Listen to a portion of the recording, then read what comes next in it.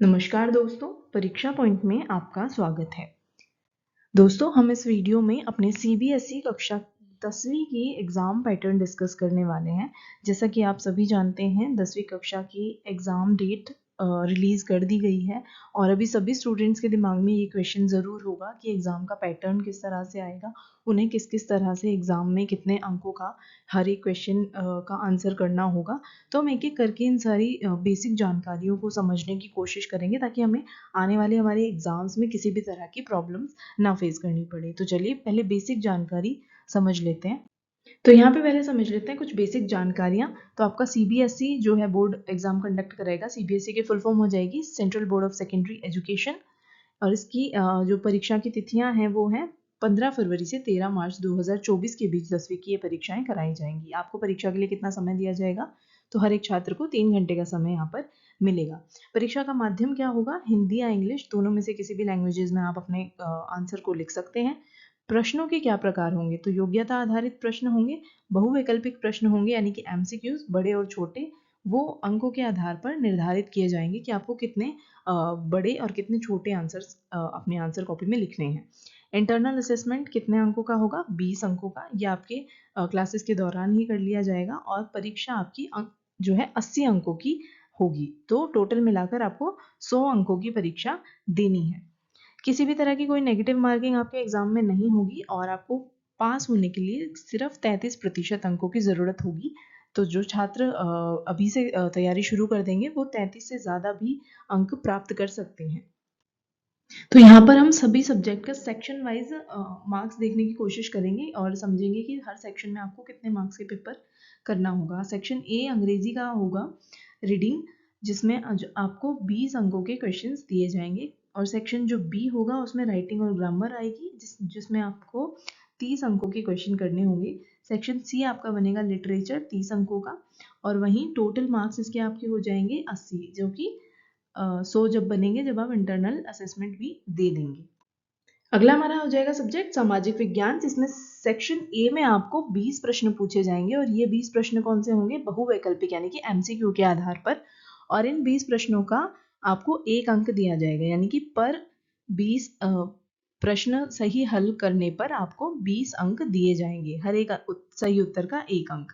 Section B हो जाएगा 4 प्रश्न इसमें होंगे और इसमें आपको बहुत छोटे आंसर्स लिखने होंगे, वेरी शॉर्ट आंसर्स, यानी कि आपको 1 से 1.5 लाइन में अपना उत्तर खत्म कर देना है। उससे ज़्यादा आप लिखेंगे या आप अपना ही टाइम वेस्ट करेंगे।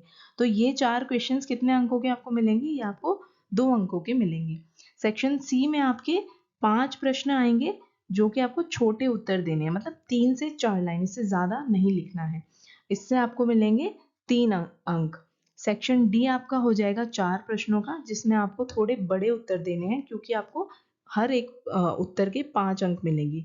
ये 5 प्रश्न होंगे तो उस हिसाब से आपको कम से कम 7 या 8 लाइनों में एक उत्तर कंप्लीट करना होगा और पूरा एक्सप्लेन करना होगा उस आंसर को। सेक्शन डी आपका हो जाएगा, इसमें 3 प्रश्न पूछे जाएंगे और ये एक तरह का केस स्टडी होगा जिसमें थोड़ा प्रैक्टिकल क्वेश्चन पूछा जाएगा। तो इसको थोड़ा आप केस स्टडी के हिसाब से इसकी लेंथ देख सकते हैं, वो छोटी या बड़ी हो सकती है। इसमें 3 क्वेश्चन पूछे जाएंगे और उन 3 क्वेश्चंस के लिए आपको 4 अंक मिलेंगे। और इसका सेक्शन एफ भी बनेगा। सेक्शन एफ में आपको सोशल साइंस का एक मैप दिया जाएगा। वो मैप अगर आप सही से फिल करते हैं तो आपको इसके 5 अंक मिलेंगे और इसके टोटल अंक आपके बन जाएंगे 80। और इसमें कितने कुल क्वेश्चंस कितने पूछे जाएंगे? तो 37 क्वेश्चंस आपसे यहाँ पर सोशल साइंस यानी सामाजिक विज्ञान के प्रश्न पत्र में, क्वेश्चन पेपर में आपसे पूछे जाएंगे। हमारा अगला सब्जेक्ट हो जाएगा साइंस यानी कि विज्ञान। सेक्शन ए इसका बनेगा 20 प्रश्नों का। वही एमसीक्यूज पूछे जाएंगे और हर एक एमसीक्यू ठीक होने पर आपको एक आंसर, एक अंक मिलेगा। अगला जो सेक्शन बी बनेगा उसमें आपको 6 प्रश्न पूछे जाएंगे। इसमें आपको वही 1 से 1.5 लाइन लिखनी होगी और इसके आपको मिल जाएंगे 2 अंक। सेक्शन सी भी वही, इसमें बस क्वेश्चन थोड़े बढ़ गए, अब सोशल साइंस से ज़्यादा हो गए। यहाँ पर 7 क्वेश्चन आपसे पूछे जाएंगे जो कि आपको 3 अंकों में कंप्लीट करने हैं। यहाँ पर सेक्शन डी में 3 क्वेश्चन पूछे जाएंगे, इनका आंसर थोड़ा लॉन्ग करके देना है, एक्सप्लेन करके देना है, या फिर आप डायग्राम भी बना सकते हो हेल्प के लिए, और इसके आपको पूरे 5 अंक मिलेंगे। कोशिश करना जहाँ पर भी आप प्रैक्टिकल चीज़ें समझा सकते हो लिखने से ज़्यादा बेटर, वहाँ पर आप साइंस में मैक्सिमम डायग्राम के थ्रू चीज़ें समझा सको। जहाँ पर ज़रूरत लगे आप डायग्राम बना सकते हो, ज़रूर बनाओ। आपको यहाँ पर डायग्राम की वजह से भी 5 अंक मिल सकते हैं। तो इसका सेक्शन ई भी बनेगा, जिसमें आपसे 3 प्रश्न पूछे जाएंगे। ये केस स्टडी के आधार पर होगा, वही प्रैक्टिकल तरह का क्वेश्चन होगा। इसमें आपकी लेंथ, आंसर की लेंथ मैटर नहीं करती होगी। आप जितना प्रैक्टिकली आंसर कर दोगे आपको 4 अंक मिल जाएंगे। अगला हमारा सब्जेक्ट है हिंदी, जिसको स्टूडेंट्स बहुत ज़्यादा लाइटली लेते हैं और पढ़कर नहीं जाते हैं। तो इसको पढ़कर जाना भी बहुत ज़रूरी है, क्योंकि आप यहाँ पर स्कोर अच्छा कर सकते हो, फिर आपके बोर्ड एग्जाम्स में आप अच्छा स्कोर कर पाओगे।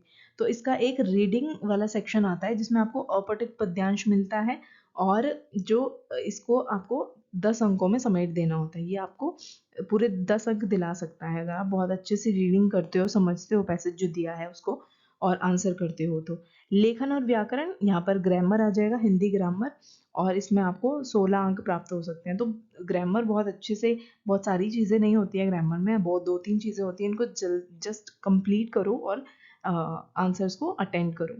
साहित्य यानी लिटरेचर से आपके 14 अंक बन जाएंगे। अगर आप अपने सिलेबस के चैप्टर्स पढ़ते हैं तो यहाँ बड़े प्रश्नोत्तर भी आपके क्लियर हो सकते हैं, अगर आप अपने जितना भी सिलेबस है उसको कवर करें और उनको सही से लिख कर आए। तो लेखन में आपका क्रिएटिव राइटिंग आ जाएगी, कोई निबंध आ जाएगा, या फिर कोई पत्र आ जाएगा, अवकाश पत्र या उससे संबंधित कोई और पत्र। इसमें आपको 20 अंक बहुत ही इजीली मिल सकते हैं।